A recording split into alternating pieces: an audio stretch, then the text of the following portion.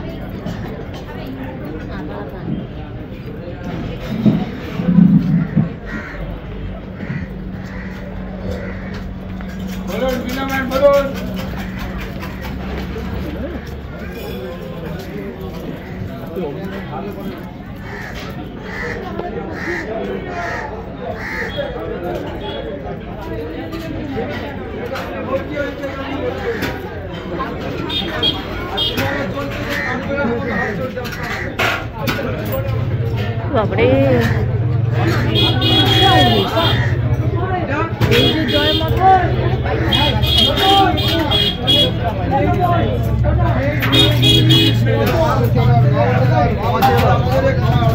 সামনে গিয়ে সামনে 50 টাকা করে, আর খেলে এখানে 2টো রুটি দিয়ে একটা সবজি দিয়ে আমি 52। খিচুড়ি পার্সেল তো? হ্যাঁ, বলে আগে বলে দেবো একটা কি 2টো পার্সেল।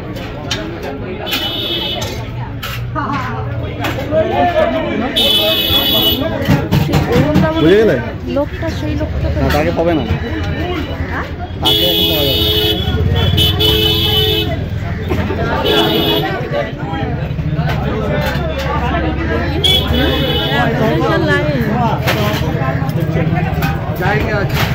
ব্যাগটা নিয়ে এসছে।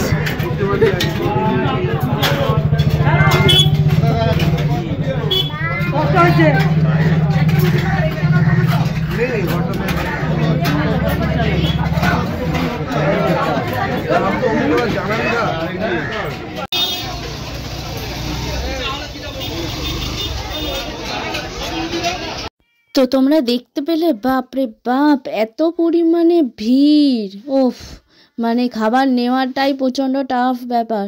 আর বললাম না, আমাদের যেতে যেতে যেহেতু লেট হয়ে গেছে, তো আমরা সব রকম খাবার পাইও নি ওখানে। কিছু খাবার পেয়েছিলাম, বাট যেটাই খেয়েছিলাম ভীষণ টেস্টি ছিল।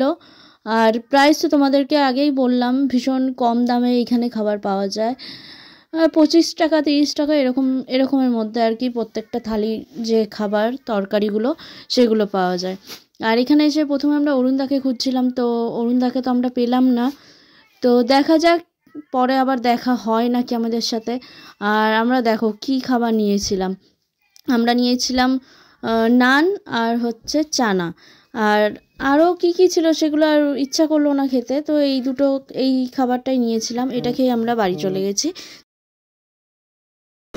আমরা আসছে ব্যারাকপুর থেকে কিন্তু আসলাম এতটাই লেট হয়ে গেছে যে আমরা সব রকম খাবার পাইনি। যাই হোক, আমরা আবার নেক্সট টাইম আসবো। আপনি জয়মাতারা ভেজে দোকানে গিয়েছিলেন? খাওয়া দাওয়া হয়েছে না হয়নি? মানে এখন তো আপনি যদি পান এই মুহূর্তে মনে হয় আলু 65 আছে, মিক্স পনির আছে, পনির বাটার মশলা, চানা পনির আছে, শুধু চানা পনিরই আছে, আর কিছু নেই।